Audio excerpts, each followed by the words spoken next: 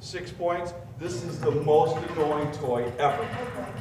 Never seen these? Will that one change next year? Yes. Okay, good. But it is the best. The kids have to have this thing. And it's an internet sensation right now. And it's on the internet for 14 bucks. So how do you get the points? Every $25 or a dollar less. Okay. 8 points. And this is the last one I'm going to show you. Sequins were big this year. They just were. And again, it was another one of those prizes. I wasn't sure if the boys were going to like it. I had to reorder after the first 2 weeks. I had to order another 2,000 dozen. It was ridiculous. Okay, so remember I told you about the classroom charts. It's very important to have classroom prizes because they all get together and they all feel good about it. So they're silly prizes, but they work. First one is they get to come to school in their PTOs. If the class brings in 200, every class you have is going to bring in 200. 400, they all get popsicles. 600, they get an extra recess. 800, no homework. They go crazy at the assembly. They get to bring their games to school, movie and popcorn party, picnic with your principal, cookie party, and we pay for all of them. Okay, so nothing comes out of your share, and you can change any of them. All I ask is if it's a spot where it costs something, let's keep the cost the same. If it's a spot where it's an activity, we just make up a different activity. Because there's a few schools that they can't come to school in their PJs. Okay, so we have to change that, we change it. Okay? And then we just review. I review with the students. I tell them when they're going to take collections till and when we're going to run and how you earn the points again. And it's very, very, very quick and 25-minute presentation to the students. Okay. Now, this sheet I had made for yesterday, and I'll be darned if they didn't misprint it because your bonus is you would get 65%. Okay, so you'd make an extra 15 over last year, which is 12 grand. If you did 80,000, like you said, yeah, you would make an additional $12,000 with no classroom disruptions. We're doing all the prizes. You don't need the parent involvement for counting laps. Very simple program. And again, I don't know if I told you, but we are a family business. Again, my son Ricky, he handles the setup with me.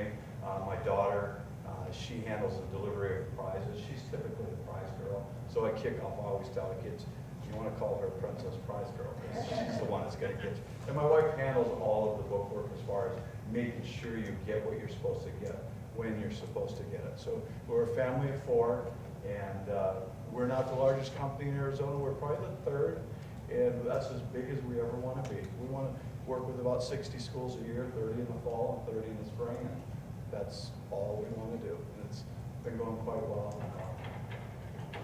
Awesome. Okay. Well, What thank you questions? so much for coming. So is this for like the fall? Is this what we're considering? If we go forward with the fund run, yeah.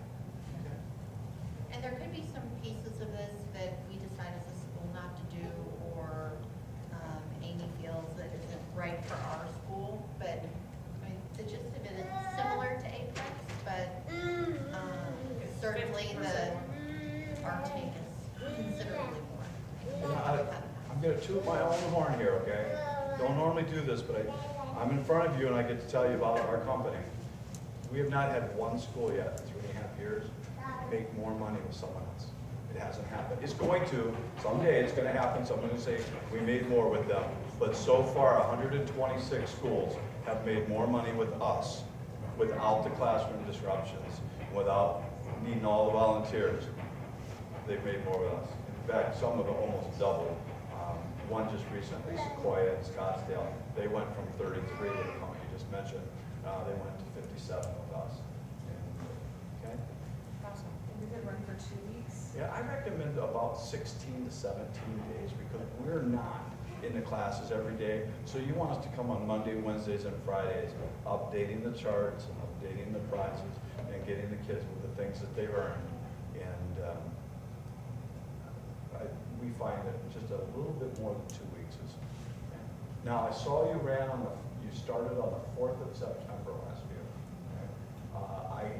I would get really busy in October, September is open, and in fact, the slide it shows at 18th and the night run on the 19th, that I think hit about where you were last year, and that is open if you would like it. When will you decide? I'm not sure. We'll talk about it later tonight, Okay. and then I have your information. Yes, you do. Okay, so again, as I told you, 60% is normal. If you decide within the next 2 weeks to work with this, it'll be 65%. Okay. And thanks for the opportunity to come on see you. Thank you for coming out.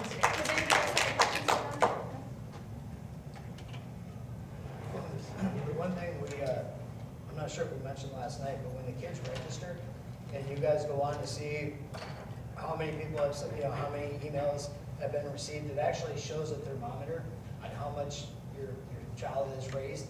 And it actually shows on, you can click on the link and it'll tell them exactly what prize and prize level they're at. So you guys will know exactly. There won't be that confusion. Yeah, there won't be any confusion, so you'll see exactly where the kids are. And so they'll know that, hey, prizes are coming. Yeah. So, Awesome. We hear all the time that our webpage is the easiest to use. We hear it all the time. For those of you that have more than one child, you don't have to go in and register more than once. Oh, that's You just go in and you enter all your students, and you can pick, if, let's just say that you have 2 children, only one of them goes to the dentist that you're gonna send an email to, you can pick that it just comes from that student. But you can also send to everybody from those 2 students or 3 students or whatever, okay? Does it divide the money that the grandma gives them? Does it divide it equally amongst the children? Yes, ma'am. Okay. All right, thank you very much. Thank Thank you for coming. There's some, for the kids here. Oh, thank you. Oh, yeah. Okay, all right, bye guys, thank you. All right. Megan, you're up. Sweet. Principal for the night. Principal for the night, pretend principal, that's what I get to be. So there's several things to talk about. I also have a student council thing to talk about too, so I added that to the principal part. So staffing, retirement, Betsy Komischer's retiring this year. We did have a move from 3rd grade to 5th grade. Mary Farrell will be moving to 5th grade. We interviewed last Thursday and Friday for a 3rd grade teacher. We're still in the process. AZ Merit. So basically, just understand AZ Merit is coming up. You will hear from teachers about the schedule. Additionally, just some tips on how to help your child at home, make sure they get a good breakfast, make sure they get a good night's sleep. What we wanted to stress was that this is a snapshot. So we don't want parents to feel like this is the ultimate measure of their child's year-long process. It's more of a tool for you to see their progress from year after year, see how much growth they're making from 3rd to 4th grade and then 4th to 5th grade. But it's not their only piece of the puzzle, okay? It's just one of the whole. And it allows parents to keep track of how their kid's doing, so that's basically it. The 3rd, Amy has created a junior hero program she has coming to school through the parent volunteer. She's the program coordinator. Students are honored as they accumulate time during service time. So any service activities that they do and learning projects, and there'll be a board posted where kids can fill out the different service projects that they've done. And that's 100% free to our school. It is 100% free. Mhm. Are students doing service projects outside of the school or So for the school? that is a great question. I'll have to ask that, but Okay. I'm almost positive it's things that they do outside of the school, and then they are highlighted and they're rewarded for that behavior. In or the for school, that the schools, behavior. okay. Yeah. So we take it as a community builder. Awesome. But I'll definitely check on that and I can get back to you. Number 4, probably about a month ago, teachers had their initial training on the new math adoption. So Zern and Eureka will be K5, and then illustrative math will be 6. So we are already being immersed in training, so that way when the new school year comes, they're already prepared.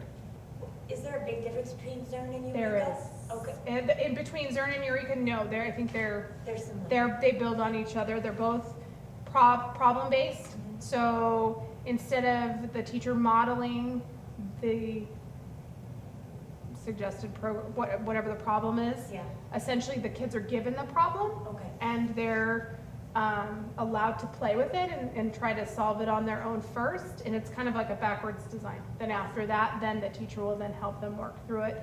But the idea is to get them thinking a little bit without somebody just